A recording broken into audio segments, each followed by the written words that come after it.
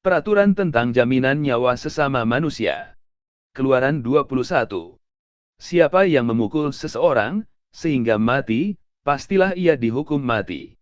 Tetapi jika pembunuhan itu tidak disengaja, melainkan tangannya ditentukan Allah melakukan itu, maka aku akan menunjukkan bagimu suatu tempat, ke mana ia dapat lari.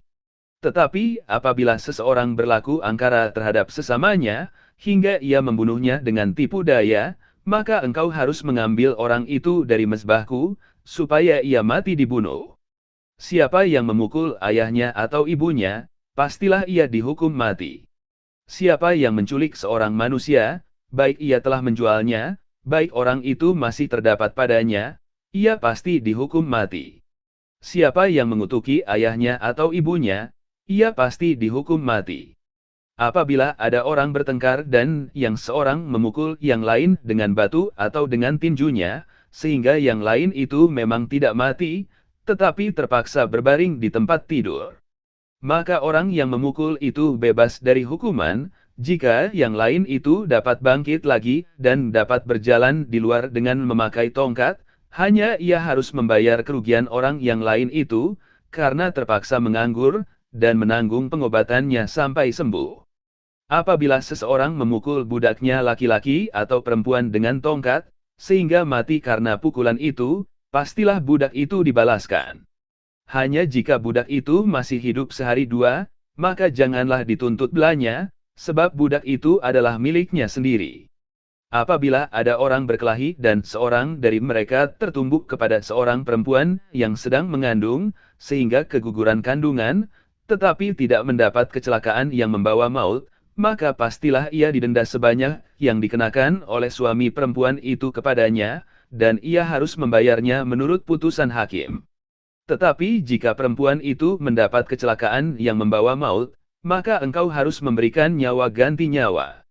Mata ganti mata, gigi ganti gigi, tangan ganti tangan, kaki ganti kaki. Lecur ganti lecur, luka ganti luka, bengkak ganti bengkak. Apabila seseorang memukul mata budaknya laki-laki atau mata budaknya perempuan dan merusakkannya, maka ia harus melepaskan budak itu sebagai orang merdeka pengganti kerusakan matanya itu.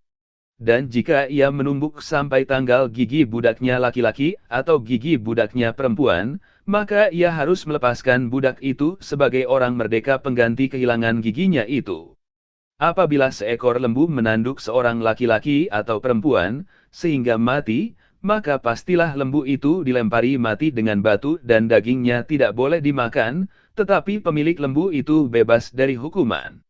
Tetapi jika lembu itu sejak dahulu telah sering menanduk dan pemiliknya telah diperingatkan, tetapi tidak mau menjaganya, kemudian lembu itu menanduk mati seorang laki-laki atau perempuan, maka lembu itu harus dilempari mati dengan batu, tetapi pemiliknya pun harus dihukum mati. Jika dibebankan kepadanya uang pendamaian, maka haruslah dibayarnya segala yang dibebankan kepadanya itu sebagai tebusan nyawanya. Kalau ditanduknya seorang anak laki-laki atau perempuan, maka pemiliknya harus diperlakukan menurut peraturan itu juga. Tetapi jika lembu itu menanduk seorang budak laki-laki atau perempuan, maka pemiliknya harus membayar 30 sikal perak kepada tuan budak itu, dan lembu itu harus dilempari mati dengan batu.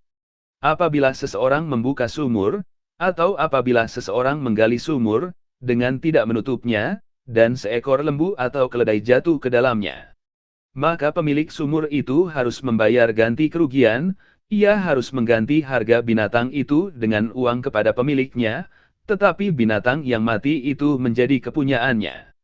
Apabila lembu seseorang menanduk lembu orang lain, sehingga mati, maka lembu yang hidup itu harus dijual, uangnya dibagi, dan binatang yang mati itu pun harus dibagi juga. Tetapi jikalau lembu itu terkenal telah sering menanduk sejak dahulu, dan walaupun demikian pemiliknya tidak mau menjaganya, maka ia harus membayar ganti kerugian sepenuhnya, lembu ganti lembu, tetapi binatang yang mati itu menjadi kepunyaannya.